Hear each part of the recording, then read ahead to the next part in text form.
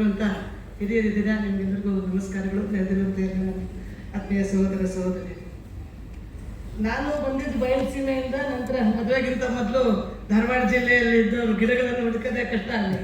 ನಂತರ ಬೆಂಗಳೂರಿಗೆ ಮದುವೆ ಆದ್ಮೇಲೆ ಬೆಂಗಳೂರಿಗೆ ಬಂದೆ. ನನಗೂ ಈ ವಿಷಯಗಳೆಲ್ಲ ಅರ್ಥ ಆಗಕ್ಕೆ ಶುರು ಆಗಿದ್ದು ಕೆಲಸ ಮಾಡ್ತಾ ಬೇರೆ ಬೇರೆ ಸಂದರ್ಭದಲ್ಲಿ. ನಾವೊಂದು 12 ವರ್ಷದ ಹಿಂದೆ ಅದಮ್ಯ ಚೇತನದಿಂದ ಒಂದು ಕಾರ್ಯಕ್ರಮ ಮಾಡಿದ್ವಿ ಬೆಂಗಳೂರಿನಲ್ಲಿ. ಡಾಕ್ಟರ್ ಅರುಣಾಚಾರ್ಯ ಅವರು ಇದ್ರು. ಪಶ್ಚಿಮ ಘಟ್ಟ ನಮಗೆ ಎಷ್ಟು ಗೊತ್ತು ಅಂತ. ಆಶ್ಚರ್ಯ ಅಂತಂದ್ರೆ ನನಗೂ ಗೊತ್ತಿರಲಿಲ್ಲ, ಆಯೋಜಕರಿಗೂ ಬಹಳ ಕಡಿಮೆ ಗೊತ್ತಿತ್ತು. ಬಂದವರಿಗೆ ಕಾರ್ಯಕ್ರಮ ನಿರ್ವಹಣೆ ಮಾಡೋರ್ಗೂ ಸಹ ಪಶ್ಚಿಮ ಘಟ್ಟ ಅಂತ ಅಂತಿರ್ಲಿಲ್ಲ, ಅವರು ಪಶ್ಚಿಮ ಘಟ್ಟ ಅಂತ ಅವ್ರ ಬಾಯಲ್ಲೂ ಬರ್ತಾ ಇತ್ತು. ಈ ಒಂದು ಸ್ಥಿತಿಯಲ್ಲಿ ಇವತ್ತು ನಮ್ಮ ಬೆಂಗಳೂರಿದೆ. ಇನ್ನು ದೆಹಲಿ ಹೇಗಿದೆ? ನಾನು ನಿನ್ನೆ ದೆಹಲಿಯಿಂದ ಬಂದೆ. ನನಗೆ ದೆಹಲಿಯಲ್ಲಿ ಈ ವಿಷಯದ ಬಗ್ಗೆ ಮಾತಾಡಕ್ಕೆ ಹೇಳಿದ್ರು. ಪಶ್ಚಿಮ ಘಟ್ಟ ಅಂತಲ್ಲ, ಒಟ್ಟು ಪರಿಸರ ಈಗೆಲ್ಲ ಕಡೆ ಬಂದ್ಬಿಟ್ಟಿದೆ. ಈ ತಾನೇ ಡಾಕ್ಟರ್ ಉಲ್ಲಾಸ್ಕರ್ ಅಂತ ಅವ್ರು ಹೇಳಿದಂಗೆ ಕನ್ಸರ್ವೇಷನ್ ಎಕಾಲಜಿ ಇದು ಒಂದು ಈಗ ಬಸ್ ವರ್ಡ್. ಎಲ್ಲ ಕಡೆನೂ ಅದೇ ವಿಷಯ ಮಾತಾಡುವಂಥದ್ದಷ್ಟೇ. ಆದರೆ ಒಂದು ಕಡೆ ಈಗ ತಾನೇ ಅವ್ರು ಹೇಳಿದಂಗೆ ಡೆವಲಪ್ಮೆಂಟ್ ಮತ್ತು ಕನ್ಸರ್ವೇಷನ್ ಆ ಸಂಖ್ಯೆ ನೋಡಿ ನನಗೂ ಆಶ್ಚರ್ಯ ಆಯಿತು. 90 ಇವತ್ತು ಕೆಡಿಸೋರು ನಾವು 95%, 97% ಹೋಗಿದ್ದೀವಿ. ಉಳಿಸೋಂಥವ್ರು 3% ಇದ್ದಾರೆ. ಅದೇ ರೀತಿ ಅಭಿವೃದ್ಧಿಯ ವೇಗ ಮತ್ತು ಈ ಪರಿಸರದ ಬಗ್ಗೆ ನಾವು ತಿಳ್ಕೊಂಡಿರೋರು ಏನೋ ಮಾಡ್ತಿರೋರ ಒಂದು ಈ ಅನುಪಾತ ನೋಡಿದ್ರೆ ವೇಗ ಸಾಕಾಗ್ತಾ ಇಲ್ಲ. ನಾವು 30-40 ವರ್ಷದಿಂದ ನಾವು ಮಾಡ್ತಾ ಇದ್ರು ಹೊರಗಡೆ ಎಷ್ಟೊಂದು ವೇಗವಾಗಿ ಅವರ ಅಭಿವೃದ್ಧಿಯ ಹಿಂದೆ ಓಡ್ತಾ ಇದೆ ಅನ್ನೋದು ಗೊತ್ತಾಗ್ತಾ ಇದೆ. ಹೀಗಾಗಿ ನಮ್ಮ ಮಾತನ್ನ ಅಲ್ಲಿ ಕೇಳೋದಕ್ಕೆ ಗದ್ದುಗೆದಾರರಿಗೆ ತಲುಪಿಸೋದು ಹೇಗೆ? ನಾವು ವಿದ್ಯಾರ್ಥಿ ಪರಿಷತ್ನಲ್ಲಿದ್ದಾಗ ಈ ಘೋಷಣೆ ಯಾವಾಗಲೂ ಹೇಳ್ತಾ ಇದ್ವಿ. ಗದ್ದುಗೆ ಅದೇ ವಿಶ್ವೇಶ್ವರ ಗೊತ್ತಿದೆ, ಗದ್ದುಗೆ ಹೋಗಿದ್ದಾರೆ. ಆದ್ರೂ ಬಹಳ ಎತ್ತರದಲ್ಲಿದ್ದಾರೆ, ದೂರದಲ್ಲಿದ್ದಾರೆ ಅಂದ್ರೆ ಡಿಸ್ಟೆನ್ಸ್ ಅಂತ ಹೇಳ್ತಾ ಇಲ್ಲ. ಅಂದ್ರೆ ನೂರಾರು ಸಮಸ್ಯೆಗಳು ನೂರಾರು ಇದೆ, ಮಧ್ಯ ಅಡೆತಡೆಗಳು ಬಹಳಷ್ಟು ಬಂದಿರೋದ್ರಿಂದ ಒಂದು ಅವರ ತಲುಪಿಸೋದು ಹೇಗೆ ಮತ್ತು ಪರ್ಯಾಯ ಮಾದರಿ ಏನು, ಮಾಡೆಲ್ ಏನು?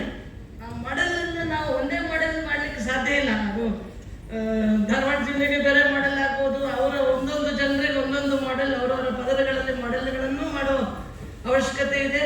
ಇಂಪ್ಲಿಮೆಂಟೇಬಲ್ ಮಾಡೆಲ್ಸ್ ಅಂದರೆ ನಾವು ತರುವಂತಹ ನಮ್ಮ ಜೀವನದಲ್ಲಿ ತರುವಂತಹ ಕೆಲವೊಂದು ಈ ಥರದ ಮಾದರಿಗಳನ್ನು ಮಾಡುವಂತಹ ಅವಶ್ಯಕತೆನೇ ಇದೆ. ಆ ಸಂದರ್ಭದಿಂದಲೇ ನಾವು ಅದಮ್ಯ ಚೇತನದಲ್ಲಿ ಕೆಲವೊಂದು ಮಾಡೆಲ್ಗಳನ್ನು ಮಾಡಬಹುದಾ? ಇಂಧನದ ಬಗ್ಗೆ ಏನು ಮಾಡಬಹುದು?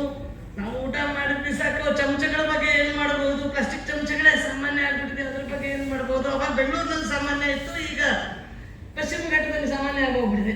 ಈಗ ಶಿರ್ಸಿಯಲ್ಲಿ, ಈ ಎಲ್ಲ ಹತ್ರ ಸಿದ್ದಾಪುರದಲ್ಲಿ ಎಲ್ಲ ಕಡೆ ಸಾಮಾನ್ಯ ಆಗಿದೆ. ಅದಕ್ಕೇನು ಪರ್ಯಾಯಗಳು? ನನಗನ್ಸುತ್ತೆ ಈ ವಿಷಯಗಳ ಬಗ್ಗೆ ಇನ್ನೂ ಹೆಚ್ಚು ಹೇಳಬೇಕಾಗಿದೆ, ಹೆದರಿಸಬೇಕಾಗಿದೆ. ಸಂಖ್ಯೆಗಳನ್ನು ಹೇಳಿದ್ರೆ ಹೆದರ್ತಾರೆ. ನಾವು ಬ್ಲ್ಯಾಕ್ ಬಾಕ್ಸ್ ಅಲ್ಲಿ ಬದುಕ್ತಾ ಇದ್ದೀವಿ. ಇವತ್ತು ಎಲೆಕ್ಟ್ರಿಸಿಟಿ ಹೇಗೆ ತಯಾರಾಗುತ್ತೆ? ನಾನು ಈಗ 2-3 ಇಂಜಿನಿಯರಿಂಗ್ ಕಾಲೇಜ್ ಜೊತೆ ಕೆಲಸ ಮಾಡ್ತಿದ್ದೀನಿ. ತಕ್ಷಣ ಉತ್ತರ ಹೇಳೋಕ್ಕೆ ನಮ್ಮ ವಿದ್ಯಾರ್ಥಿಗಳಿಗೆ ಗೊತ್ತಿಲ್ಲ. ಎಷ್ಟು ಕೋಲಿಂದ ಎಷ್ಟು ಬರ್ತದೆ ಮತ್ತು ಬೇರೆ ಸೋಲಾರು, ಹೈಡ್ರಾಲಿಕ್, ಬೇರೆ ಎಲ್ಲ ಜಲವಿದ್ಯುತ್ ಎಷ್ಟು ಅಂತಂದ್ರೆ ನನಗೆ ಇಷ್ಟು ಬಹಳಷ್ಟು ಕಾರ್ಯಕ್ರಮದಲ್ಲಿ ನಾನು ಕೇಳ್ತಾ ಇದ್ದೀನಿ, ಗೊತ್ತಿಲ್ಲ. ಇಂಜಿನಿಯರಿಂಗ್ ಅಲ್ಲಿ ಇದು IIT-ಯಲ್ಲಿ ಓದ್ತಿರುವಂತಹ ವಿದ್ಯಾರ್ಥಿಗಳಿಗೆ ಗೊತ್ತಿಲ್ಲ, ಬೇರೆ ವಿದ್ಯಾರ್ಥಿಗಳಿಗೆ ಗೊತ್ತಿರುವಂತಹ ಸಂಭಾವನೆ ಇಲ್ಲ ಅನ್ಸಕ್ಕೆ ಶುರು ಆಗ್ಬಿಟ್ಟಿದೆ. ಈ ಪ್ರಶ್ನೆ ಕೇಳೋದೇ ಬೇಡ ಅಂತ. ಇಲ್ಲಿ ಉರಿತಿರೋ 10 ಬಲ್ಬಲ್ಲಿ 8 ಬಲ್ಬ್ ಕೋಲಿಂದ ಬಂದಿರೋದು. ಆ 8 ಬಲ್ಬನ್ನು ನಾವು ಅವಾಗಿಂದ ಪ್ರಯತ್ನ ಮಾಡ್ತಾ ಇದ್ದಾರೆ. ಒಂದೊಂದು ತೆಗೆದನ್ನು ಹೇಗೆ ಆರಿಸೋದು ಅಂತ ಇಲ್ಲಿಂದ ಆರ್ಸಕ್ಕೆ ಆಗ್ತಾ ಇಲ್ಲ. ವಿಶ್ವೇಶ್ವರ ಹೆಗಡೆಯವರು ಪ್ರಯತ್ನ ಮಾಡಿದ್ರು, ಕಡಿಮೆ ಮಾಡಕ್ಕೆ ಆಗ್ತಾ ಇಲ್ಲ. ಈ ಸ್ಥಿತಿಯಲ್ಲಿ ನಾವು ಇವತ್ತು ಇದ್ದೀವಿ. ಒಂದು ಮಾಹಿತಿ ಇಲ್ಲ, ಬ್ಲ್ಯಾಕ್ ಬಾಕ್ಸ್ ಅಲ್ಲಿ ಇದ್ದೀವಿ. ಆಕ್ಸಿಡೆಂಟ್ ಆದಮೇಲೆ ಬ್ಲ್ಯಾಕ್ ಬಾಕ್ಸ್ ಓಪನ್ ಮಾಡೋದ್ರಿಂದ ಪೋಸ್ಟ್ ಮಾರ್ಟಮ್ ಅಷ್ಟೇ, ಅದು ಏನೋ ಮಾಡೋಕ್ಕಾಗಲ್ಲ. ಹೀಗಾಗಿ ವಿಷಯವನ್ನ ತಿಳ್ಕೊಂಡು ಯಾಕಿದು ಅನ್ನುವಂಥದ್ದು. ಇನ್ನೊಂದು ಕಡೆ ಸಾಧ್ಯತೆಗಳನ್ನು ತೋರಿಸುವಂಥದ್ದು. ಇವೆರಡೂ ಮಾಡೆಲ್ಗಳನ್ನು ಮಾಡುವಂಥದ್ದು. ಮೂರನೇದು ಬಹಳ ಮುಖ್ಯ, ಧ್ವನಿಯನ್ನು ಬಹಳ ಗಟ್ಟಿ ಮಾಡಬೇಕಾಗಿದೆ. ನಮ್ಮ ಧ್ವನಿ ಬಹಳ ಗಟ್ಟಿ ಮಾಡಿದ್ರೆ, ಅಂದರೆ ಇವತ್ತೇನಾಗಿದೆ ಅಂತಂದರೆ, ನಾನು ರಾಜಕಾರಣವನ್ನು ಬಹಳ ಹತ್ತಿರದಿಂದ ನೋಡಿದಂಥವ್ರು. ಹೀಗಾಗಿ ಈ ಎಲ್ಲ ಯೋಜನೆಗಳು ಒಂದು ವೋಟ್ ಬ್ಯಾಂಕ್ಗಾಗತ್ತೆ, ಇನ್ನೊಂದು ಹಣಕ್ಕಾಗುತ್ತೆ, ಅದು ಗೊತ್ತಿರುವಂಥದ್ದೇ. ಹೀಗಾಗಿ ಈ ಎರಡನ್ನ ಮೀರಿ ಈಗ ಹಣಕ್ಕಿಂತ ವೋಟ್ ಬ್ಯಾಂಕ್ ಪವರ್ಫುಲ್ ಇದೆ ಅನ್ನೋದು ಒಂದು ಬಹಳ ಸಂತೋಷದ ಸಂಗತಿ. ಯಾಕೆ ನಾನು ಹೇಳ್ತಾ ಇದ್ದೀನಿ ಅಂತಂದ್ರೆ, ಹಣಕ್ಕಿಂತ ಅಧಿಕಾರ ವೋಟ್ ಬ್ಯಾಂಕ್ ಹೆಚ್ಚು ಪವರ್ಫುಲ್ ಇದೆ, ಇದು ನಮಗೆ ಗೊತ್ತಿರಲಿ. ಹೀಗಾಗಿ ನಾವು ಯಾವಾಗ ಬದಲಿ ಆದರೆ ಎಲ್ಲವೂ ಬದಲಿ ಆಗುತ್ತೆ. ಹೀಗಾಗಿ ನನಗನ್ಸುತ್ತೆ ನಾವು ಇನ್ನೂ ಹೆಚ್ಚು ವಿಷಯಗಳನ್ನು, ಈ ಬ್ಲ್ಯಾಕ್ ಬಾಕ್ಸನ್ನು ಓಪನ್ ಮಾಡಬೇಕು, ವಿಷಯಗಳು ಗೊತ್ತಾಗಬೇಕು. ಅದರಿಂದ ನಮ್ಮ ಅಭಿವೃದ್ಧಿ ಅಂತೇನು ಹೇಳ್ತಿದ್ದೀವಲ್ಲ, ನಮ್ಮ ಎನರ್ಜಿ, ನಮ್ಮ ಬದುಕಿನ ಶೈಲಿ, ನಾವು ಉಪಯೋಗಿಸ್ತಿರೋ ಪ್ರತಿ ಸಣ್ಣ ಸಣ್ಣ ಸಂಗತಿಯಿಂದ ಹಿಡ್ಕೊಂಡು, ನಾನು ಯಾವಾಗಲೂ ಪ್ಲಾಸ್ಟಿಕ್ ಕವರ್ ಮೂಲೆ ಹೇಳ್ತಾ ಇರ್ತೀನಿ, ಹಾಲಿನ ಕವರ್ ಹೀಗೆ ಕತ್ತರಿಸಬೇಡಿ, ಹೀಗೆ ಕತ್ತರಿಸಿ ಅಂತ. ಬಹುಶಃ ಹೀಗೆ ಹೇಳಿದರೆ ಯಾರು ಕೇಳ್ತಾ ಇದ್ರು, ನನ್ನ ಮಾತು ಕೇಳ್ತಿರ್ಲಿಲ್ಲ. ಆದರೆ ನಾನು ಯಾವಾಗ ಬೆಂಗಳೂರಿನಲ್ಲಿ 30 ಲಕ್ಷ ಹಾಲಿನ ಪ್ಯಾಕೆಟು ಪ್ರತಿಯೊಬ್ಬರು ಹೀಗೆ ಕತ್ತರಿಸಿದ್ರೆ 30 ಲಕ್ಷ ತುಂಡು ಒಂದು ದಿನಕ್ಕೆ ಬೆಂಗಳೂರಿನಲ್ಲಿ ಹೋಗುತ್ತೆ, ಮುಂಬೈಯಲ್ಲಿ 1 ಕೋಟಿ ಹೋಗುತ್ತೆ, ದೆಹಲಿಯಲ್ಲೂ 1 ಕೋಟಿ ಹೋಗುತ್ತೆ. ಹೀಗೆ ಮಾಡೋ ಬದಲಿಗೆ ಹೀಗೆ ಮಾಡೋಣ. ನೀವಾಗ ಮಾಡಲಿಲ್ಲ ಅಂತಂದರೆ ಸಣ್ಣ ತುಂಡು ಸಪ್ರೇಟ್ ಮಾಡೋಕ್ಕಾಗಲ್ಲ, ಆಮೇಲೆ ಅದು ಮೈಕ್ರೋ ಪ್ಲಾಸ್ಟಿಕ್ ಆಗಿ ಮಣ್ಣಲ್ಲಿ ಸೇರಿಕೊಂಡು ತರಕಾರಿ ಮುಖಾಂತರ ನಿಮ್ಮ ಹೊಟ್ಟೆಗೆ ಬರುತ್ತೆ. ಇಷ್ಟು ಹೇಳಿಬಿಟ್ರೆ ಹೆದರ್ತಾರೆ, ಅವಾಗ ನಮ್ಮ ಹೊಟ್ಟೆಗೆ ಬರ್ತಾರೆ. ಪೇಪರ್ ಕಪ್ ಉಪಯೋಗಿಸಬೇಡಿ, ಕಸ ಆಗುತ್ತೆ ಅಂದರೆ ಯಾರು ಕೇಳಲ್ಲ. ಆದರೆ ಆ ಪೇಪರ್ ಕಪ್ಪಲ್ಲಿ 5 ನಿಮಿಷ ನಿಮ್ಮ ಕಾಫಿನೋ ಚಹಾನೋ ಕಷಾಯನೋ ಇಟ್ಟರೆ ಅದು 25,000 ಮೈಕ್ರೋ ಪ್ಲಾಸ್ಟಿಕ್ಕು ನಿಮ್ಮ ಕಾಫಿಯಲ್ಲಿ ಸೇರ್ಕೊಳ್ಳುತ್ತೆ. ಅದು ನಿಮ್ಮ ಹೊಟ್ಟೆಗೆ ಹೋಗುತ್ತೆ. ಕ್ಯಾನ್ಸರ್ ಪೇಷಂಟ್ ಸಂಖ್ಯೆ ಕಳೆದ ಒಂದು ಭಾರತದಲ್ಲೇ, ಬೆಂಗಳೂರಿನಲ್ಲೇ ನಾನು ಒಂದು ಕ್ಯಾನ್ಸರ್ ಸಂಸ್ಥೆಯಲ್ಲಿ ಆಸ್ಪತ್ರೆಯಲ್ಲಿ ಟ್ರಸ್ಟಿಯಾಗಿದ್ದೀನಿ. 17 ವರ್ಷದ ಹಿಂದೆ ಅಲ್ಲೇ ಆಗ್ತಿರುವಂತಹ ಅಡ್ಮಿಷನ್ಸ್ಗಳು ದಿನಕ್ಕೆ 15-20. ಇವತ್ತು ಅಲ್ಲಿ ದಿನಕ್ಕೆ 300ರಿಂದ 400 ಜನ ಬರ್ತಾರೆ. ಅದೇ ಆಸ್ಪತ್ರೆ, ಅದೇ ಸ್ಥಳ. ಇದು ವ್ಯತ್ಯಾಸ. ಈ ಸಂಖ್ಯೆಯನ್ನು ನನಗನ್ಸುತ್ತೆ ಹೆಚ್ಚು ಜನಕ್ಕೆ ಹೋಗಬೇಕು. ನಾನು ಹುಬ್ಬಳ್ಳಿ ಬೆಂಗಳೂರು ಯಾಕೆ ಹೇಳಿದೆ ಅಂದರೆ, ಹುಬ್ಬಳ್ಳಿಯಲ್ಲಿ ಕರ್ಕಿ ಹಳ್ಳ ಅಂತ, ಅದು ಹಳ್ಳ ಅನ್ನೋ ಪದ ಉಪಯೋಗಿಸೋಕ್ಕಾಗಲ್ಲ, ಇಷ್ಟು ಕೆಟ್ಟದಾಗಿ ವಾಸನೆ ಬರುತ್ತೆ. ನಮ್ಮ ಮನೆ ಹತ್ರನೇ ಇದೆ. ಇನ್ನು ಬೆಂಗಳೂರಿನಲ್ಲಿ ಋಷಭಾವತಿ, ಅದು ಋಷಭಾವತಿ ನದಿ ಅಂತ ಹೇಳಿದ್ರೆ ನದಿ ಅನ್ನೋ ಪದಕ್ಕೆ ಅಪಮಾನ. ಅಂತಹ ರೀತಿಯಲ್ಲಿ ಋಷಭಾವತಿ ಇದೆ. ಅದು ನದಿ ಅಂತ ಹೇಳಿದ್ರೆ ಯಾರು ಒಪ್ಪೋದಿಲ್ಲ, ಅದು ಗಟ್ಟರಾಗಿದೆ. ಅದು 50 ವರ್ಷದ ಹಿಂದೆ ಅನಂತಕುಮಾರ್ ಅವರು ಹೇಳೋರು, ನಾನು ಅನಂತಕುಮಾರ್ ಅವರು ಯಾವಾಗಲೂ ಕ್ಯಾಂಪೇನ್ ಶುರು ಮಾಡ್ತಿದ್ದೆ ಗಾಳಿ ಆಂಜನೇಯ ದೇವಸ್ಥಾನದಿಂದ.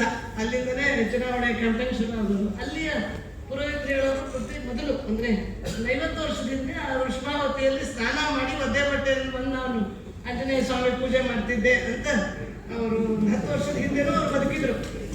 ಎಲ್ಲಿ ಇದೇ ಋಷಭಾವತಿಯಲ್ಲಿ ಅವ್ರು ಸ್ನಾನ ಮಾಡ್ತಾ ಇದ್ರು.